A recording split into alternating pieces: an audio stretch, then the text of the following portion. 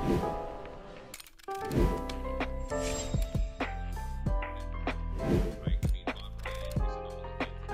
Ryan Goodman and Tangway podcast is brought to you by FanDuel, the exclusive wagering partner of the CLNS Media Network.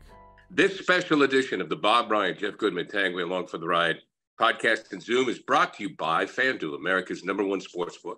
Just visit FanDuel.com/Boston, and new customers get a no-sweat first bet of up to $1,000. Guys, breaking news this morning or late last night that the Celtics have pulled off a deal where Porzingis, the big 7'3" guy, comes from Washington to Boston. Marcus Smart, much to the dismay of one Robert Ryan, is going to go to Memphis.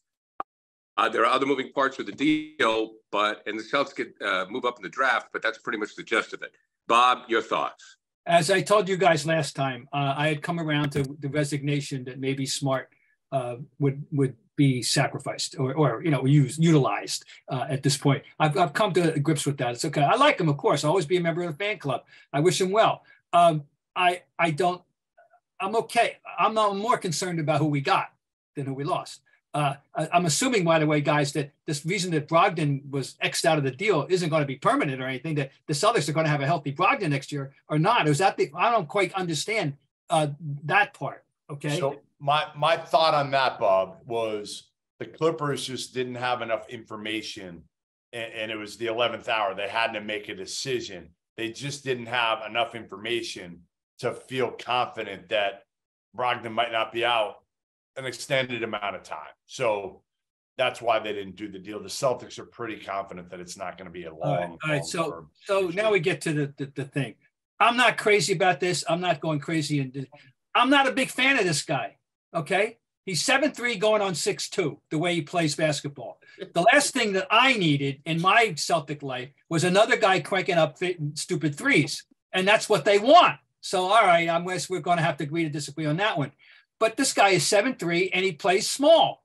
He always plays small. I don't care. He averaged 8 rebounds a game for a career almost, and I don't know where they came from. But, it's like Harden's assist. I don't know where they come from. I think they cheat. But anyway, I'm just going to be wait and see. I'm not a fan of this guy. And I have one more question, and that is, why is he on his 4th team in 7 years? So thank you.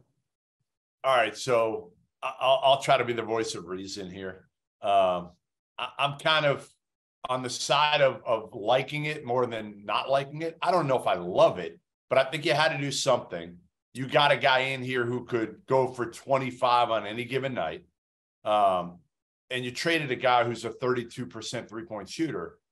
And it's not like Porzingis is on this long contract. That's the good thing, Bob. He's got 1 year left. He's got 1 year left. Marcus Smart had 3. So if Porzingis doesn't work out, you can get him off the books in a year. If he does, you got a pretty good 1-2-3 punch now, because what Porzingis also offers you is some rim protection at 7'3" when Robert Williams is not able to play. CLNS Media's Celtics coverage is brought to you by FanDuel. New customers get a no-sweat first bet up to $1,000. That's bonus bets back if your first bet doesn't win. Horford's getting older.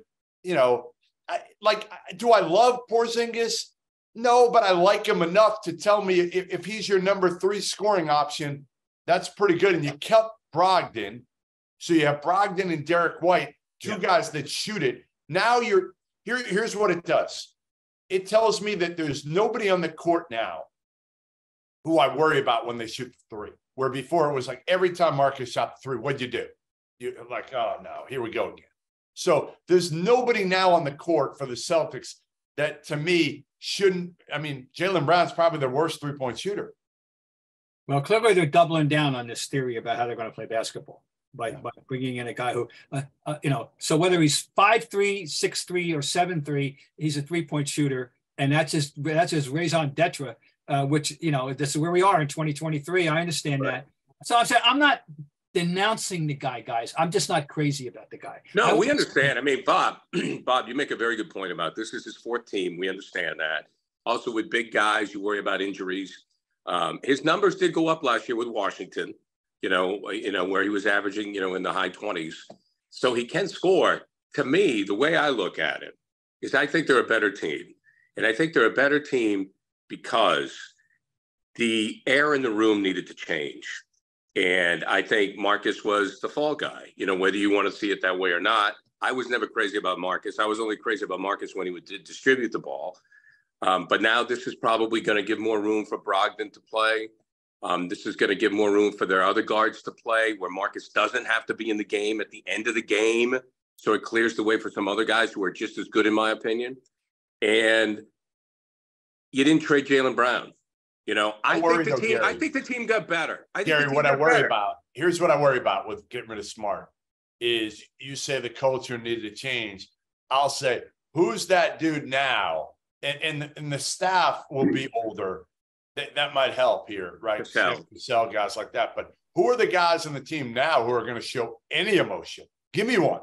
Give me it didn't work. Right now, I'll get on the line for you. Tatum, 0. Jaylen Brown, basically 0. Robert Williams, 0.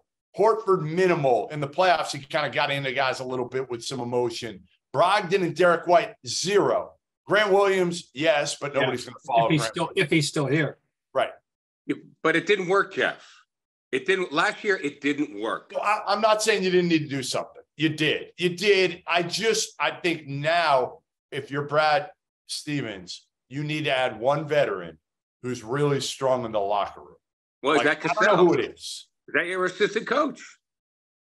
But you need a guy in the locker room too. You need one guy in the locker room who's going to be have rings. That's what I want to get. Whoever you're going to bring in now, Brad, bring in a guy who's got rings, because that's maybe the only thing these guys are going to listen to at this point. That if they get up in them, I don't know. I mean, I don't know who that is. I'd have to look, but there's got to be somebody out there who wants to win a title that's got some rings and who's got some experience and is unafraid to get up, like a PJ Tucker type. Again, we've been talking about PJ for years. There's not many guys like him, but somebody like that who's got that. I'd bring in Udonis Haslem and pay him a shit ton of money to be the 13th guy. Bob, final thoughts as we wrap this up. That we had the question answered as to whether they would stand pat or not. Clearly, they made a decision that it wasn't that they needed to change. We wondered. That was an open question. It wasn't a guarantee that they were going to do anything this significant. Not for me. I wanted to see. Okay, fine. And let's just reflect quickly. Marcus Smart was always an unusual player, to say the least, right? And he was a highly flawed, but also highly unusual player who made plays that nobody else makes, and he served the Celtics well. So I hope people look basically fondly back on Marcus Smart. He was I think he certainly played hard, gave you everything he had, and he is what he is, and I thank him for his service. Gary, one more quick thing that we didn't talk about. They moved up from 35 to 25 in the draft. They're in the draft now. And they have Golden State's pick next year. And who knows with Golden State? Like, listen, we'll see, but those guys aren't young. What if Steph gets hurt? Like, that pick has potential value here. Yeah. So you listen, Marcus Smart, if you had told me straight up Marcus Smart for Porzingis, I might have done it. And you're moving up from 35 to 25, which could be huge. Or significant, maybe not huge, but significant. And you're adding another first-round pick, Golden State's, which could have some value. So I thought Brad Stevens did a hell of a job here. And Gallinari, we hardly knew you. Right. We didn't know you. We didn't know you at all. We didn't know you. All right, guys. Great job. Jeff is busy at the NBA draft. We'll be following you on Twitter. As always, we're following Bob Ryan on Twitter because he just tweets about everything from Sinatra to the 1969 Mets. So who the hell knows what's coming next. But, guys, a pleasure. This special edition of Bob Ryan, Jeff Goodman, Tanguay along for the Ride Pod and Zoom, brought to you by FanDuel, America's #1 sportsbook. Just visit FanDuel.com/Boston. And new customers get a no-sweat first bet up to $1,000. Gentlemen, we'll see you later. Okay, guys. CLNS Media's Celtics coverage is brought to you by FanDuel. New customers get a no-sweat first bet up to $1,000. That's bonus bets back if your first bet doesn't win.